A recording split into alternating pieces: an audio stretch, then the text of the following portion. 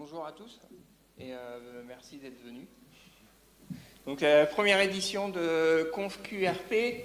Donc on espère que vous allez apprécier. On a essayé de préparer un super programme très varié en ayant un petit peu pour tous les goûts. Donc c'est co-organisé par l'ARA 35 avec l'UFT que vous avez vu sans doute dans le hall là. Alors je vais juste vous demander, avant de commencer, une petite question technique. On va peut-être en reparler après, peut-être publier quelques photos sur le site web. Est-ce qu'il y a des gens qui sont, au niveau du droit à l'image, qui ont des objections à voir leurs photos? Voilà, il y a Alain qui demande des sous.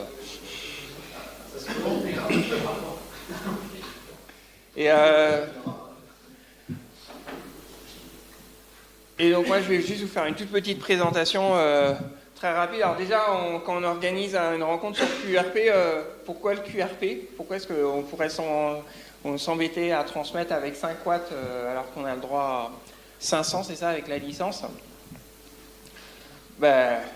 J'imagine que je presse les convaincus, mais ça permet d'avoir du matériel super léger, qui est économe en énergie, ce qui est super appréciable quand vous êtes en portable. Aussi, ça permet de faire du matériel pas cher et qu'on peut expérimenter. Et quand on crame un PA, comme ça m'arrive de temps en temps, ça coûte pas cher. Et puis surtout, la grande satisfaction d'utiliser du matériel simple que peut-être on a construit. Et il ne faut pas oublier qu'en tant que radioamateur, on a un super privilège qui est celui de construire notre matériel. Donc si vous n'avez pas de licence radio amateur, vous pouvez avoir tout un tas de licences que vous voulez, mais vous êtes obligé d'utiliser du matériel que vous achetez dans le commerce, et donc faut faire vivre ça si on veut garder ça. Donc le programme, alors après, donc là ça va être très court, juste après on va enchaîner avec Eric F4FAP qui va nous parler du soleil et de la propagation, qui est nos meilleurs amis. On a Anthony et Quentin qui vont nous parler de l'aura, de Mesh Static. Oh, je suis proche de Mesh Static, voilà. Donc encore un sujet différent. Après on va voir Stéphane F5MPN en visio. Alors ceux qui lisent Radio Ref ont peut-être remarqué depuis peu il y a une petite rubrique QRP.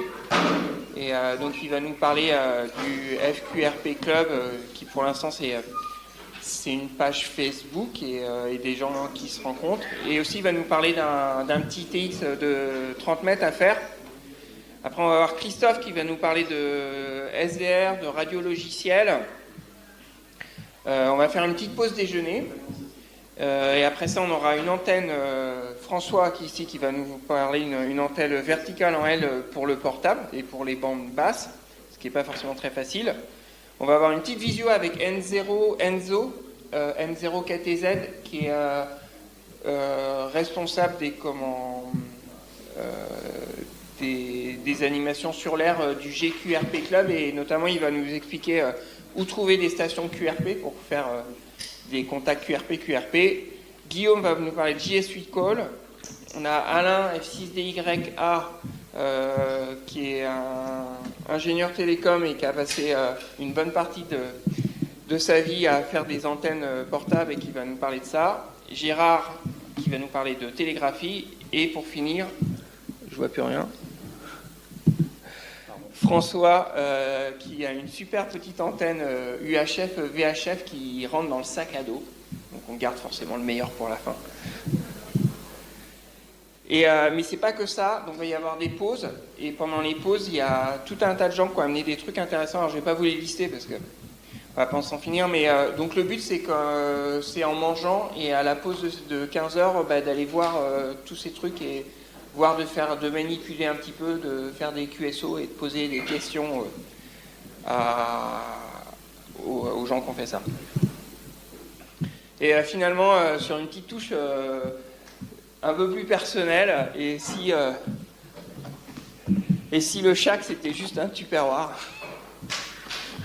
Donc moi j'aime bien marcher, j'aime bien aller dans la nature et du coup mon but et c'est comme ça que je suis arrivé au QRP, mon but c'est d'avoir des stations le plus légères possible qui puissent rentrer dans un sac à dos.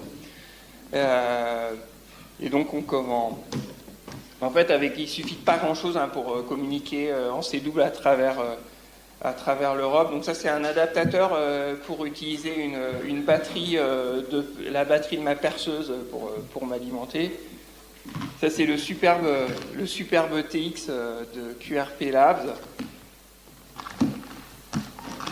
Une clé qui n'est pas trop faite pour la vitesse, mais qui est parfaite pour être légère. Et puis une end-fed. Donc voilà, quand on lit les pubs, on a l'impression qu'il faut être millionnaire pour être radioamateur, mais en fait c'est pas vrai. Et c'est quand même assez cool de monter sur un sommet comme ça et de faire des contacts. Donc ça c'est ma canne à pêche. En bas de la canne à pêche en rouge, c'est ma fille qui est adolescente et qui n'était pas très contente. Et sur ce, je vais laisser la parole à Eric.